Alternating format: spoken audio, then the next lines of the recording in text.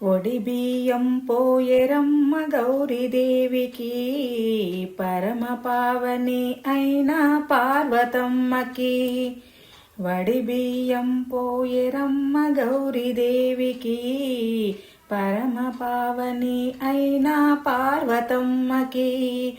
పసుపు కుంకుమ పెట్టి ఒడి బియ్యం పోయరే, పచ్చని గాజులేసి ఒడి బియ్యం పోయరే.